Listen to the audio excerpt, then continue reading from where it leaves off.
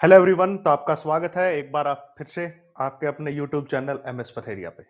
तो आज हम यूनिट नंबर 5 पढ़ेंगे, फिजिक्स का chapter system of particle and rotational motion. और इस चैप्टर के अंदर हम डिस्कशन जो करेंगे प्रीवियस ईयर क्वेश्चंस का, इसलिए आपसे ये पहले से ही रिक्वेस्ट है ताकि जो है हम ज्यादा से ज्यादा ऐसे क्वेश्चंस को कर सकें। तो मोटिवेशन के लिए चैनल को सब्सक्राइब कीजिए, लाइक कीजिए और सेशन को शेयर कर दीजिए ज्यादा से ज्यादा, ताकि हम ऐसे ऐसे काम और ज्यादा करें। ताकि अब मैंने केमिस्ट्री और फिजिक्स स्टार्ट किए तो कुछ समय के बाद कोशिश रहेगी कि दूसरे सब्जेक्ट को भी हम साथ में लेके आए। ठीक है भाई, तो चलिए स्टार्ट करते हैं बिना किसी देरी के। तो सबसे पहला जो क्वेश्चन हमारा आज का क्वेश्चन रहेगा वो ये क्वेश्चन रहेगा। सबसे फर्स्ट क्वेश्चन देखिए, पहला क्वेश्चन है कि two bodies of mass 1 kilogram, दो बॉडीज हैं जिनका मास गिवन है। एक बॉडी का मास है 1 kilogram, that is m1 is equal to 1 kg and m2 is 3 kg। ठीक है भाई, एक m1 है और एक m2 है, दोनों का मास पहले से ही प्रोवाइड कर दिया। और एक का मास है 1 किलोग्राम और दूसरी बॉडी का जो मास है वो हमारा दे रखा है 3 किलोग्राम के बराबर। ठीक है भाई, हैव ए पोजीशन वेक्टर, जिसका पोजीशन वेक्टर यानी कि r1 पोजीशन वेक्टर इन्होंने दे दिया, that is i plus 2j plus k। और दूसरा पोजीशन वेक्टर r2 हमारे पास है -3i minus 2j plus k के बराबर है respectively. The magnitude of position vector of centre of mass of this system will be similar to magnitude of vector. यानी कि इस पूरे सिस्टम का जो दिया गया है सेंटर ऑफ मास, इन चारों में से किसके बराबर होगा। तो सबसे पहले क्या कीजिए, इसका सेंटर ऑफ मास निकालिए।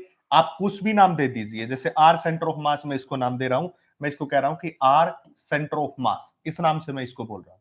तो हमारे पास फार्मूला सेंटर ऑफ मास निकालने का क्या होता है, that is m1 r1 plus m2 r2 divided by में m1 प्लस m2 के बराबर हो जाएगा। तो सबसे पहले मास 1 किलोग्राम है और position vector i plus 2j plus k, that is i plus 2j plus k। दूसरा मास है हमारे पास 3 किलोग्राम और उसका पोजीशन वेक्टर है -3i minus 2j -3i minus 2j और प्लस k। और टोटल मास कितना हो गया, 4 किलोग्राम के बराबर होगा, 3 + 1। इसको सोल्व करेंगे तो ये अंदर जाएगा, तो ये होगा i plus 2j plus k। और ये अंदर जाएगा तो ये हो जाएगा माइनस का 9i माइनस का 6j और प्लस का 3k के बराबर, और डिवाइडेड बाय क्या हो जाएगा, 4 हो जाएगा। तो i माइनस 9i, तो यहां पे बचेगा क्या, माइनस का 8i। 2j में से माइनस 6j गया तो यहां बचेगा माइनस का 4j और k प्लस 3k हो जाएगा, तो ये होगा 4k डिवाइडेड बाय 4। 4 से कैंसिल आउट करोगे 2, यहां 1 यहां 1, तो ये हो जाएगा माइनस का 2i माइनस का j और प्लस का k हो जाएगा। अगर हम इसका रिजल्टेंट मैग्नीट्यूड निकाल के देखें तो क्या आएगा, 2 दूनी 4 प्लस 1 तो यह हो जाएगा √6 मैग्नीट्यूड। अब इनका भी मैग्नीट्यूड निकाल के देखो, 2 दूनी 4 प्लस 1 6, इसी का √6 आ रहा है और किसी का है नहीं रहा। इसका कितना, 3 × 9 और 4 13 और 1 14 नहीं है। 2 दूनी 4 और 4 8 आ जाएगा, 2 दूनी 4 और 4 8 और 1 9 आ जाएगा। तो एक का मैच हो रहा है, ए ऑप्शन करेक्ट हो गया। यानी कि जो इस सेंटर ऑफ मास निकाला, इसका मैग्नीट्यूड निकालो, इनका मैग्नीट्यूड निकाल के देखो, जिसका भी मैच करता है ये मान के चलो वही आपका क्या हो जाएगा, आंसर हो जाएगा भाई। क्वेश्चन नंबर 2 की तरफ बढ़ते हैं। क्वेश्चन नंबर 2 की तरफ बढ़ते हैं। अगर हम क्वेश्चन नंबर 2 की बात करें तो 2 blocks of mass 10 kilogram and 30 kilogram, दो ब्लॉक्स हैं जिस पहले का मास है 10 किलोग्राम और दूसरे ब्लॉक m2 का मास है 30 किलोग्राम के बराबर है। Are placed on the same straight line with coordinate 0 0 and x0 centimetre. यानी कि एक तो यहां प्रेजेंट है, मान लिया 0 0 कोऑर्डिनेट है, और दूसरा यहां प्रेजेंट है जो कि 0x है, सॉरी x0 कोऑर्डिनेट है। ये रहा, ये 10 किलोग्राम हो गया, ये हो गया 30 किलोग्राम, इस प्रकार से प्लेस्ड है। The block of 10 kilogram moved on the same line through a distance of 6 centimetre. इस लाइन के ऊपर इसको 6 सेंटीमीटर चला दिया, 6 centimetre, towards the other block, इसकी तरफ चला दिया भाई, ठीक है। The distance through which the block of 30 kilogram must be move to keep the position of centre of mass of system unchangeable. यानी कि कहने का मतलब यह है कि दो ब्लॉक है, एक 0 पे है और दूसरा x सेंटीमीटर पे दे रखा है। अब दोनों ब्लॉक में क्या किया इन्होंने, दोनों ब्लॉक का जब सिस्टम की बात की जाए तो दोनों ब्लॉक जो जिस डिस्टेंस से सेपरेट किए गए हैं, अब पहले ब्लॉक को उन्होंने चला दिया भाई, ठीक है। जब उसने पहले ब्लॉक को आगे की तरफ बढ़ा दिया है, आगे की तरफ चला दिया है, तो उसके बाद उसने बात की है कि हमारे पास दूसरा ब्लॉक कितनी दूरी पे चलाएं ताकि हमारा सेंटर ऑफ मास क्या रहे, अनचेंजेबल रहे। तो वो हमें क्या करना है, ज्ञात करना है भाई। देखिए उसके लिए हम क्या करेंगे, समझिए, एक्स सेंटर ऑफ मास निकालिए, एक्स एक्सिस की कहानी है पूरी ऐसी है। तो ये हो जाएगा that is m1 x1 plus में m2 x2 डिवाइडेड बाय में m1 प्लस m2, कुछ इस तरह से होगा। क्योंकि आपको एक्स सेंटर ऑफ मास के बारे में बात चल रही है, पूरा फेस आपके सामने, इसलिए मैं आगे से हट जाता हूं क्योंकि ये क्वेश्चन थोड़ा लंबा है। अब एक बात और सोचिए, अनचेंजेबल, अनचेंजेबल का मतलब क्या, एक्स सेंटर ऑफ मास में कितना चेंज है, 0 का। तो हम 0 को करेंगे is equal to mass m1 10 kilogram, और x1 कितना, 0 पे ही प्रेजेंट है, इसलिए हम इसको क्या कहते हैं, 0। जब भी सेंटर ऑफ मास के क्वेश्चन को सोल्व करो तो पहले ये डिसाइड करो आप ओरिजिन किसको मान रहे हो। जैसे हमने इसको ओरिजिन माना है तो ये मान के चलो कि ये 0 0 पे है, तो इसका सेंटर ऑफ मास तो 0 डिस्टेंस पे ही है, इसको मान लिया मैंने, इससे मैं आगे चल रहा हूं, ठीक है, यहां से इस प्रकार से। पर इसके बाद इन्होंने क्या कहा, इसको कितने सेंटीमीटर आगे डिगा दिया। अब ये तो होगा अगर ये सिस्टम पूरा रहता, सेंटर ऑफ मास पूछता, पर इसने क्या कहा, इसको इस पोजीशन से आगे ले गया, कितना, 6 सेंटीमीटर ले गया। तब मैं इसी को ओरिजिन मान रहा हूं, अब भी इसी को ओरिजिन मान रहा हूं, क्योंकि उसको चेंज नहीं करना, तो ये क्या हो जाएगा, 6 हो जाएगा, क्योंकि इससे और इसकी दूरी भी क्या होगी, 6 सेंटीमीटर। M2 मास कितना आ गया, M2 मास है 30 किलोग्राम, मान लिया जाए वो चेंज हुआ x अमाउंट से, डिवाइडेड बाय हम क्या कहेंगे, m1 plus m2, 3 plus 10 40 kilogram, ये इस तरफ जाएगा तो 0, 10 गुणा 6 60 plus 30x is equal to 0, उस तरफ जाएगा तो 30x इज इक्वल टू -60 और x इज इक्वल टू -60 बटे 30, मतलब कितना आ गया, -2 आ गया। आंसर में क्या आ गया, -2 आ गया, यानी कि -2 सेंटीमीटर का मतलब इस डायरेक्शन में जाएगा, क्योंकि ये डायरेक्शन क्या, माइनस की डायरेक्शन है। तो 2 centimetre away from the 10 kilogram, 2 centimetre towards, 2 centimetre towards the 10 kilogram block, वो 10 किलोग्राम ब्लॉक की तरफ 2 सेंटीमीटर जाएगा भाई। तो इस प्रकार से आपको सोच समझ के ऐसे क्वेश्चंस को करना है, वहीं से आपका जो काम बनेगा, ये छोटे छोटे वर्ड पकड़ने होते हैं, जैसे अनचेंजेबल का मतलब उसका सेंटर ऑफ मास जो है, एक्स सेंटर ऑफ मास 0 के बराबर पुट करना हमें, ये छोटी छोटी बातें आपको पकड़नी है। अगला question, a circular hole of radius a/2, आपको दिखाई दे रही होगी सर्कुलर होल है जिसकी रेडियस कितनी है, a/2 is cut out of a circular disc of radius a, उसको कट कर दिया गया है एक सर्कुलर डिस्क से जिसकी रेडियस किसके बराबर है, a के बराबर है, a के बराबर है। as shown in the figure, the centroid of remaining circular portion with respect to point O will be, with respect to this point O, with respect to this point O, with respect to point O। मैं आपको बार बार एक बात कह रहा हूं कि बहुत ही important question की कैटेगरी में आता है, अब की बार भी इस पे क्वेश्चन आया था, और जो अप्रैल की शिफ्ट आएगी उसमें भी चांस होगा कि इस पर्सन के जैसा प्रश्न आपसे पूछा जाए, इसलिए मैं कहता हूं इसको अच्छे से पढ़ लो। क्या होगा, आपको फार्मूला याद रखना है, एक्स सेंटर ऑफ मास, क्योंकि ये सारा सिस्टम एक्स एक्सिस में, इसलिए एक्स लिख दिया, वाई की तरफ होता वाई लिख देता, जेड की तरफ होता जेड लिख देता। फार्मूला लगाओ, दैट इज, हम यहां पे क्या हो गया, यहां पे किसी पोर्शन को कट आउट किया गया, कट आउट किया गया, तो फार्मूला लगा दो a1 x1 minus a2 x2 divided by में a1 माइनस a2, ये फार्मूला। ए यहां पे एरिया है बच्चा पार्टी, अगर किसी पार्ट को कट करके बाहर निकाल दिया जाए तो यहां माइनस साइन आ गया, अगर किसी डिस्क को a/2 रेडियस की डिस्क को बाहर से इसके ऊपर लग देता तो यहां प्लस साइन आ जाता, बस इतना ही फर्क है। प्लस साइन और माइनस साइन में क्या फर्क है, कट आउट करके बाहर निकाल रहे हैं तो यहां माइनस साइन आ रहा है, और इसके ऊपर रख देते ऐसा ही तो प्लस साइन आ जाता। दोनों क्वेश्चन सेम तरीके से होंगे, ठीक है। a1 ओरिजिनल के लिए है, तो ओरिजिनल का एरिया कितना होगा, पाई a स्क्वायर हो जाएगा। a2 क्यों है, a2 वो है जिसकी रेडियस a/2 है, इसलिए उसका area pi a square by 4 हो जाएगा, ठीक है। अब हम क्या करेंगे, इस ओरिजिन को, ये जो आपका ओरिजिन है, इस ओरिजिन को आप सेंटर मान लीजिए, इस ओरिजिन को क्या मान लीजिए, सेंटर मान लीजिए कि इस ओरिजिन पे सेंटर है। तो a1 लिखेंगे सबसे पहले यहां पे, तो उसको लिखेंगे हम पाई a स्क्वायर, ठीक है। अब इस पूरी डिस्क का अगर कुछ कट नहीं किया होता तो सेंटर ऑफ मास तो सेंटर पे ही होता, इसलिए ओरिजिन पे ही होता, इसलिए यहां पे क्या रख दिया 0, क्योंकि यही सेंटर ऑफ मास है, इसी को ओरिजिन मान लिया, इसलिए इसकी वैल्यू क्या होगी 0। हमेशा जब भी क्वेश्चन करो तो जो बड़ी डिस्क का सेंटर ऑफ मास है उसी को ओरिजिन मानो, तो उस ओरिजिन पे ही होता, तो उसके लिए क्या हो जाता 0 हो जाता। माइनस में a2 कितना है pi a square by 4, pi a square by 4, और x2 वैल्यू कितनी है देखिए, इसका सेंटर ऑफ मास यहां, इसका यहां, तो ये डिस्टेंस कितनी है a बाय 2 के बराबर है, इसलिए मैं इसको क्या लिख दूंगा a बाय 2, ठीक है। बट ए में a1 माइनस a2, a1 है pi a square minus pi a square by 4, तो कितना बचेगा 3 पाई ए स्क्वायर बाय 4 बचेगा। तो यहां क्या रहा, दैट इज माइनस का पाई ए स्क्वायर बटे 4, साथ में a बटा 2, और ये हो जाएगा 3 पाई ए स्क्वायर बाय 4। तो कैंसिल आउट करेंगे, 4 से 4 गया, पाई स्क्वायर से pi square, a by 6 minus का a बाय 6 हो गया। अब हमें क्या बताना है, ये आ गया माइनस का a बाय 6, और विद रिस्पेक्ट टू ओरिजिन कितना चेंज हुआ, विद रिस्पेक्ट टू ओरिजिन हुआ a minus a by 6, that is 5a by 6। ये किसके रिस्पेक्ट में हमने जो निकाला है वो तो इस सेंटर के रिस्पेक्ट में निकाला, पर वो o के रिस्पेक्ट में पूछ रहा है इस पॉइंट के, तो वो क्या बचेगा 5a बाय 6 हो जाएगा। तो आंसर क्या हो जाएगा 5a बाय 6। बस ये छोटी छोटी बातें आपको पकड़नी है, ये छोटी छोटी बातें आपको याद रखनी है, उन्हीं से आपका क्वेश्चन जो है आगे बनता चलेगा। क्वेश्चन नंबर 4,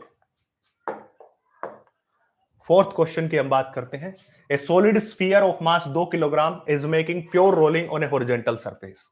एक सॉलिड स्फीयर है जिसका मास कितना है 2 किलोग्राम, वो क्या कर रहा है pure rolling on A horizontal surface with kinetic energy, जिसकी काइनेटिक एनर्जी क्या दे रखी है 2240 जूल के बराबर। The velocity of centre of mass of sphere will be, velocity of centre of मास। अब प्योर रोलिंग का केस है तो आपको क्या करना होगा, that is kinetic energy is equal to 1/2 mv square plus में 1/2 आई ओमेगा स्क्वायर। रोटेशनल भी होगी और लीनियर भी होगी, दोनों प्रकार की एनर्जी होगी। है कौन, सॉलिड स्फीयर। सॉलिड स्फीयर का moment of inertia 2/5 mr square, यहां रख देंगे हम, तो 1/2 m v square plus 1/2 2/5 m r square into omega square. अब आपको पता है कि v किसके बराबर होता है r इंटू ओमेगा, इस r ओमेगा की जगह क्या रख सकता हूं v, तो फार्मूला क्या बन के आएगा, that is equal to 1/2 m v square plus 2 से 2 गया तो ये हो जाएगा 1/5 और m v स्क्वायर, ठीक है। इसको ऐड करोगे तो 5 दूनी 10, 5 दूनी 10, 5 और 2 7, तो 7 mv square by 10 is equal to में काइनेटिक एनर्जी हो गया। अब काइनेटिक एनर्जी कितनी है 2240 जूल, 2240 जूल, ये 10 ऊपर जाएगा मल्टीप्लाई का, बटे में 7 और बटे में मास कितने किलोग्राम का है, मास इज ऑफ 2 किलोग्राम, तो बटे में 2 kilogram is equal to v का स्क्वायर। देखिए ये कैंसिल आउट होगा, तो ये पहले इससे कैंसिल आउट कर दो 1120, फिर इससे कैंसिल आउट किया तो 7 एकम 7, 7 6 42, 160, तो ये आ जाएगा 1600 और रूट में वेलोसिटी तो कितनी आ गई 40, तो आंसर कितना आ जाएगा 40 मीटर पर सेकंड। तो इसका आंसर क्या होगा 40 मीटर पर सेकंड होगा। कैलकुलेशन देख लेना, तरीका आपको बता दिया है, ठीक है। इस प्रकार से क्वेश्चन होगा। क्वेश्चन नंबर 5 की तरफ बढ़ते हैं। आपकी स्क्रीन पे क्वेश्चन रहा, ध्यान से पढ़िएगा क्वेश्चन को। That is 3 identical sphere each of mass m, 3 identical sphere है, प्रत्येक का मास m है, are placed at corner of right angle triangle. Right angle triangle की बात कर रहा है, कुछ इस तरह की है, ठीक है। ये राइट एंगल ट्रायंगल, ठीक है। Right angle triangle with mutually perpendicular side equal to 3 metre each and taking point of intersection of mutually perpendicular side as origin, the magnitude of position vector of center of mass of system will be। देखिए ये 3 ये 3, तो ये कितनी हो जाएगी 3 3 9 और 9 18, मतलब रूट 18 ऐसे बोला गया, ठीक है। अब हमें क्या मानना है, इसको ओरिजिन मानना है, इसको ओरिजिन मानना है, इसको ओरिजिन मान के हमें सोल्व करना है और इसके सेंटर ऑफ मास को बताना है।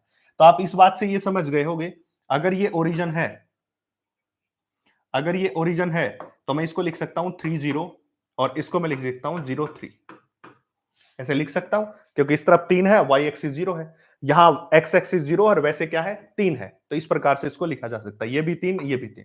अब हम क्या करेंगे, एक एक्स एक्सिस में सेंटर ऑफ मास है, एक वाई में है, तो जब हम इसका एक्स सेंटर ऑफ मास को फाइंड आउट करेंगे तो हमारे पास हो जाएगा that is m1 x1 plus में m2x2 डिवाइडेड बाय में m1 प्लस m2 हो जाएगा। अब m1 मास किलोग्राम में, m1 mass 3 solid sphere each of मास है, पहला मास m और तीसरा और जोड़ दो इसके साथ क्योंकि 3 है, m3x3 प्लस m हो जाएगा। ठीक है, इस प्रकार साइड ऑफ 3 मीटर। ठीक है, m पहला तो ओरिजिन पे है, ओरिजिन तो 0 0 है, 0 0 है तो m गुणा 0 प्लस m2 कितना m है, और ये कितनी डिस्टेंस पे है, 3 पे है, प्लस तीसरा भी m है पर उसका x कंपोनेंट तो 0 है तीसरे का, y कंपोनेंट है इसलिए ये भी 0। टोटल मास कितना हो गया, 3m हो गया, तो 3m बाय में 3m, तो कैंसिल आउट करोगे तो कितना आ गया, 1 के बराबर आ गया। पूरे को कैंसिल आउट किया तो x सेंटर ऑफ मास कितना आ गया, 1 के बराबर आ गया, यानी कि ये क्या हो गया, 1i आ गया। अब y सेंटर ऑफ मास निकालेंगे। अगर हम y सेंटर ऑफ मास की बात करते हैं तो मास पहला m और उसके कोऑर्डिनेट फिर से 0 प्लस दूसरा कोऑर्डिनेट मास m पर y एक्सिस में ये भी क्या है, 0 है, इसलिए m मल्टीप्लाई बाय 0 प्लस तीसरा कोऑर्डिनेट हमारे पास क्या हो जाएगा, तीसरा कोऑर्डिनेट m और उसके जो डिस्टेंस है वो क्या है, 3 है, तो ये हो जाएगा m multiply by 3। Total mass कितना, 3m। फिर से y सेंटर ऑफ मास क्या आ गया, j के बराबर आ गया। ठीक है, अब दोनों को लिखूंगा मैं तो I plus j is equal to centre of mass, r centre of mass. इसको सोल्व करूंगा तो उत्तर आएगा √2, तो x की वैल्यू क्या आ गई, √2 के, सॉरी 2 के बराबर। तो x को वैल्यू की सोल्व करूंगा तो कितना आंसर आ जाएगा, 2 आंसर आ जाएगा भाई इसका। नेक्स्ट क्वेश्चन है भाई क्वेश्चन नंबर 6। बड़ा अच्छा क्वेश्चन है, बार बार एग्जाम के अंदर क्वेश्चन पूछा जाता है, इसलिए इस क्वेश्चन को ध्यान से पढ़िएगा, ध्यान से देखिएगा। The distance of centre of mass, the distance of centre of mass from end A of one dimension rod A B having a mass density, जिसकी मास डेंसिटी इस प्रकार से है किलोग्राम पर metre, and length L is this, ये दे रखी है उसका जो हमारे पास सेंटर ऑफ मास की distance, the value of alpha is. सबसे पहले एक रोड मान लीजिए, ये रोड मान ली हमने, इसकी कुछ दूरी पे, x दूरी पे एक स्मॉल टुकड़ा ले लीजिए dx। ठीक है, हम ये मान के चलते हैं क्योंकि ये एक बॉडी जो है एक्सटेंडेड बॉडी है, और एक्सटेंडेड बॉडी के लिए सेंटर ऑफ मास का फार्मूला जो आप लगाते हो वो होता है x dm बटे में dm, that is for extended body, that is x centre of mass, क्योंकि x एक्सिस में इसलिए x centre of mass x dm by dm। Extended body के लिए होता, पॉइंट ऑब्जेक्ट के लिए नहीं होता। ऑब्जेक्ट तो दो प्रकार के हो सकते हैं, तो पॉइंट जिसके लिए पीछे फार्मूला लग रहा था m1x1 प्लस m2x2, वो तो उसके लिए था, पर जब आप एक्सटेंडेड बॉडी पे आ जाते हो, जो बॉडी फैली हुई है, उसके लिए सेंटर ऑफ मास का फार्मूला ये काम करेगा भाई। ठीक है, तो ये हमारे पास क्या है, किलोग्राम पर मीटर, मतलब मास डेंसिटी है, मतलब क्या कह सकते हैं इसको, मास बाय लेंथ कह सकते हो। ठीक है, तो हम इसको कह सकते हैं dm इज इक्वल टू में रो इंटू dx, क्योंकि छोटा टुकड़ा लिया है ना dx इसलिए। ठीक है, तो यहां से dm की बात करेंगे तो रो की वैल्यू क्या हो जाएगी, that is rho naught into 1 minus x square by L square into में dx, ऐसा कह सकता हूं, क्योंकि ये मीटर है, देखो किलोग्राम पर मीटर, मीटर ऊपर जाएगा तो इस तरफ कौन बच जाएगा, dm मास बच जाएगा।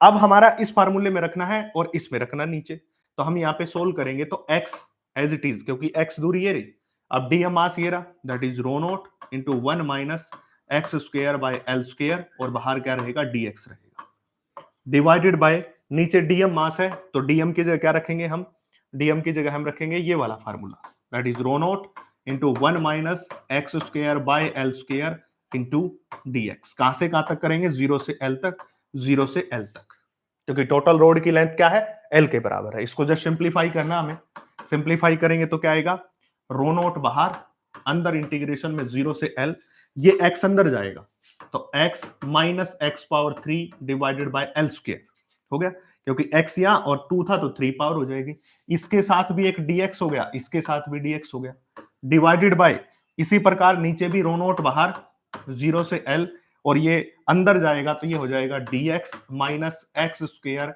Into dx divided by L square 0 से l। जस्ट इंटीग्रेशन सोल्व करना है तो इससे कैंसिल आउट हो जाएगा, इससे कैंसिल आउट होने के बाद देखिए इसका इंटीग्रेशन आएगा, x dx है तो एक्स स्क्वायर बाय 2 0 से l, ये हो गया, माइनस इसका इंटीग्रेशन होगा x पावर 4 बाय 4, नीचे l स्क्वायर आ ये वाला, और कहां से कहां तक, 0 से लेके l तक, डिवाइडेड बाय इसको सोल्व करोगे तो x और ये 0 से l, माइनस इसको सोल्व किया तो x पावर 3/3 और नीचे l स्क्वायर है और कहां से कहां तक 0 से l तक। ठीक है, इस प्रकार से रहेगा ये क्वेश्चन भी। अब आपको जस्ट सिंप्लीफाई करना है, जहां जहां x दिख रहा वहां l पुट कीजिए, इसको सिंप्लीफाई करिए, आपका आंसर आ जाएगा। इस टर्म में आ जाएगा, कंपेयर करके आंसर निकाल लीजिए सिर्फ। तो आगे मैं इसको करता हूं तो दिखा देता हूं आपको। यहां हो जाएगा l² 2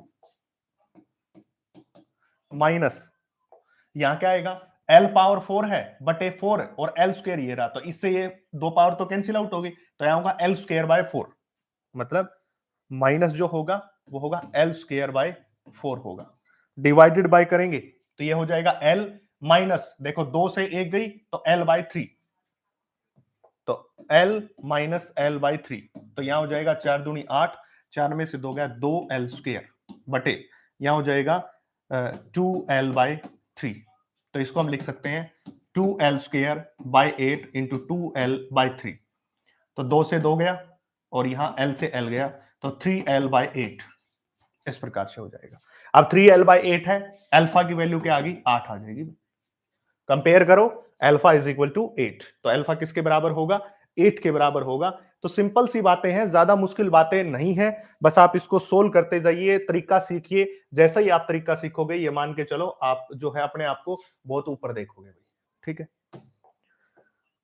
अब अगला क्वेश्चन देखिए भाई। The position of a centre of mass of uniform semi circular wire of radius R, semi circular wire ये रहा, जिस वायर की रेडियस किसके बराबर है, आर के बराबर है, placed in xy plane with its center at origin, the line joining its end as x-axis is given by, that is 0 into 2r by pi। इस प्रकार, यानी कि इसका centre of mass y axis में दे रखा है, क्योंकि ये x कोऑर्डिनेट होता है और ये y कोऑर्डिनेट होता है। Then value of x is, ये x की वैल्यू चाहिए। मैं आपको बता दूं कि सेमी सर्कुलर रिंग का centre of mass 2r by pi होता है, इसको आपको याद रखना है एज इट इज आपको याद होना चाहिए। तो x की वैल्यू यहां से कितनी आएगी, 2 आएगी। अगर कोई बच्चा कहता है जी हमें सोल्व करना है, तो ये रेडियस आर है, यहां पे एक छोटा सा टुकड़ा मान लीजिए जिसकी जो एंगल डी थीटा है, और यहां अगर मैं इस टुकड़े की बात करूं तो ये हो जाएगा आर डी थीटा। पता होगा ना, angle is equal to r upon radius, that is r. तो angle is equal to r upon radius, इस आर की वैल्यू निकालोगे तो आर डी थीटा आ जाएगी।